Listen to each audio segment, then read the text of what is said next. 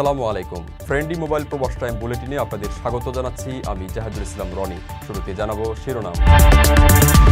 ওমানিদের চেয়েও প্রবাসী বেশি মাছ কাটে। এক বছরে ওমানে জনসংখ্যা বাড়ল 2%। আমিরাত সফর শেষ করলেন প্রধান উপদেষ্টা, ভিসা জটিলতা সমাধানের আহ্বান।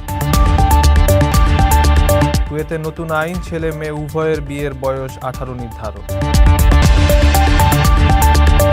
প্রবাসীদের জন্য অনলাইন ভোটিং ব্যবস্থা চালুর চিন্তা, সতর্কবার্তা বিশেষজ্ঞদের। তুচ্ছ ঘটনার ভয়াবহ পরিণতি, মালয়েশিয়ায় কর্মচারীর হাতে খুন হলেন বাংলাদেশি মালিক। দর্শক দেখছিলেন শিরোনাম, এবারে পুরো খবর।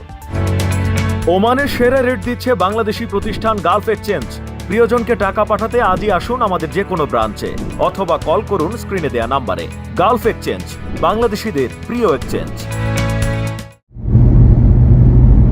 গত এক বছরে ওমানের জনসংখ্যা 2% বৃদ্ধি পেয়েছে। দেশটির মোট জনসংখ্যা এখন 52,68,072 জন, যাদের 56.6% স্থানীয় ওমানি এবং প্রবাসীদের সংখ্যা 43.3%। ওমানে এখন সর্বমোট 22,83,279 জন প্রবাসী অবস্থান করছেন। এই প্রবাসীদের মধ্যে সর্বোচ্চ সংখ্যকই আবার বাংলাদেশি।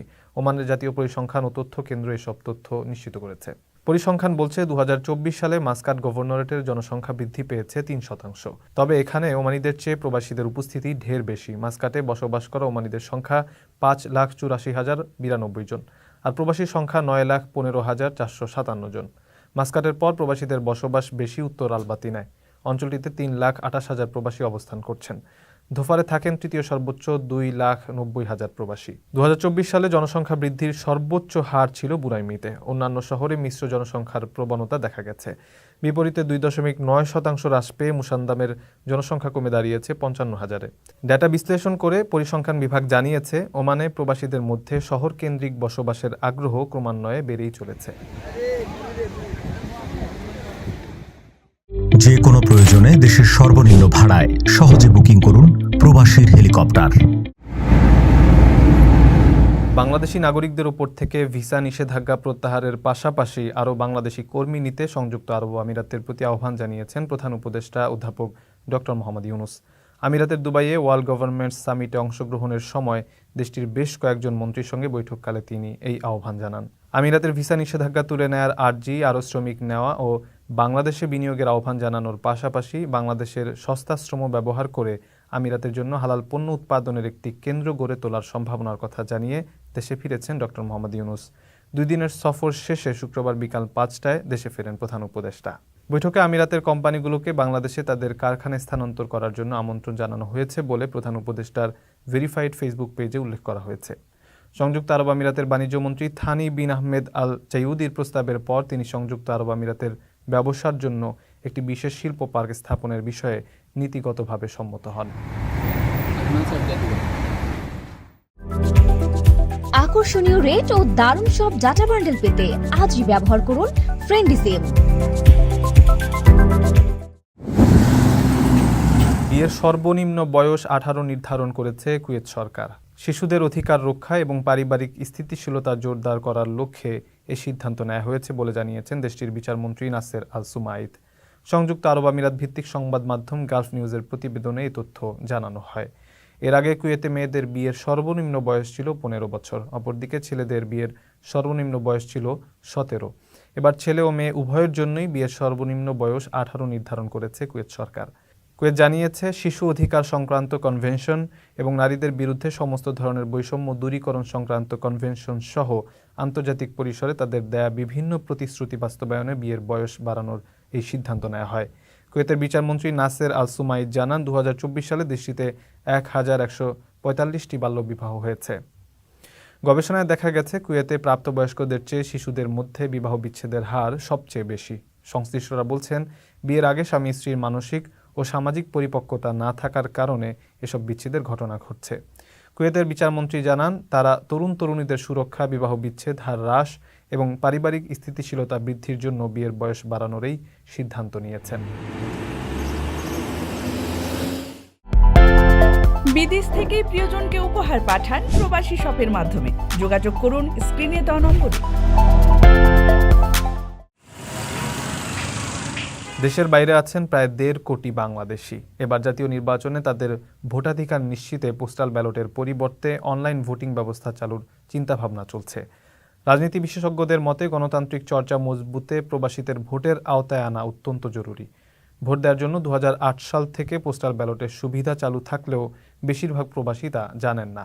ভোট দেওয়ার প্রক্রিয়া জটিল ও সময় সাপেক্ষ বলে সারাও মিলছে কম। তাই পোস্টাল ব্যালটের পরিবর্তে অনলাইন ভোটিং চালুর সুপারিশ করেছে নির্বাচন ব্যবস্থা সংস্কার কমিশন। তবে প্রযুক্তি বিশেষজ্ঞরা বলছেন সাইবার নিরাপত্তা শক্তিশালী করা ছাড়া এই পদ্ধতিতে ভোট গ্রহণ ঠিক হবে না।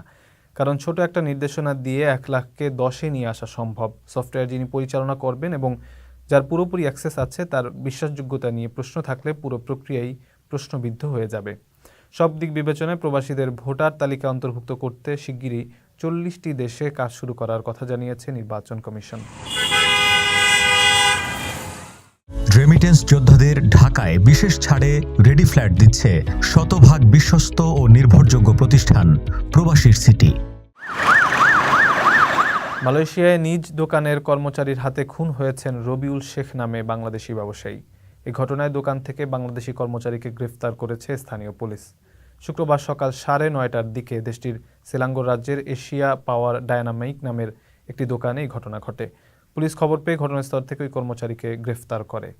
খুনের কারণ সম্পর্কে নিহত রবিউল শেখের এক আত্মীয় জানিয়েছেন, গ্রেফতারকৃত কর্মচারী ব্যবসায়ী রবিউল শেখের দোকানে দীর্ঘদিন ধরেই কাজ করছিলেন এবং বেতন সহ বিভিন্ন লেনদেনের বিষয়কে কেন্দ্র করে শুক্রবার সকালে কথা কাটাকাটির এক পর্যায়ে দোকানের ওই কর্মচারী তার মালিকের মাথায় ছুরিকাঘাত করেন। এরপর আহত অবস্থায় দোকানের বাহিরে এসে মাটিতে লুটিয়ে পড়ে মালিক। ঘটনাস্থলে অনেক মানুষ উপস্থিত থাকলেও ঘটনার আকস্মিকতায় কেউ বাধা দেওয়ার সাহস করেনি। পরবর্তীতে ঘটনাস্থলেই রবিউলের মৃত্যু হয়। এরপর স্থানীয় পুলিশ খবর পেয়ে রবিউলের লাশ ও কর্মচারীকে গ্রেফতার করে নিকটস্থ থানায় নিয়ে যায়। খুনের শিকার রবিউল মাদারীপুর সদর উপজেলার ঘটকচর গ্রামের বাসিন্দা ছিলেন। তবে ওই কর্মচারীর নাম ও বিস্তারিত পরিচয় পাওয়া যায়নি। দর্শক দেখছিলেন ফ্রেন্ডলি মোবাইল প্রবাস টাইম বুলেটিন। শেষ করার আগে শিরোনামগুলো জানিয়ে দিচ্ছি আরও একবার। ওমানিদের চেয়েও প্রবাসী বেশি মাছ কাটে। 1 বছরে ওমানে জনসংখ্যা বাড়ল 2%। আমিরাত সফর শেষ করলেন প্রধান উপদেষ্টা, ভিসা জটিলতা সমাধানের আহ্বান। কুয়েতের নতুন আইন, ছেলে মেয়ে উভয়ের বিয়ের বয়স 18 নির্ধারণ। প্রবাসীদের জন্য অনলাইন ভোটিং ব্যবস্থা চালুর চিন্তা, সতর্কবার্তা বিশেষজ্ঞদের। তুচ্ছ ঘটনার ভয়াবহ পরিণতি, মালয়েশিয়ায় কর্মচারীর হাতে খুন হলেন বাংলাদেশি মালিক। এই ছিল ফ্রেন্ডলি মোবাইল প্রবাস টাইম বুলেটিনের আজকের আয়োজনে। প্রবাসের সর্বশেষ সংবাদ পেতে ভিজিট করুন www.probastime.net। সাবস্ক্রাইব করুন আমাদের ইউটিউব চ্যানেল এবং চোখ রাখুন ফেসবুক পেজে। পরবর্তী বুলেটিন দেখার আমন্ত্রণ জানিয়ে আজকের মতো বিদায় নিচ্ছি আমি জাহাদুল ইসলাম রনি। সেই পর্যন্ত সবাই ভালো থাকবেন এবং নিরাপদে থাকবেন। আল্লাহ হাফিজ।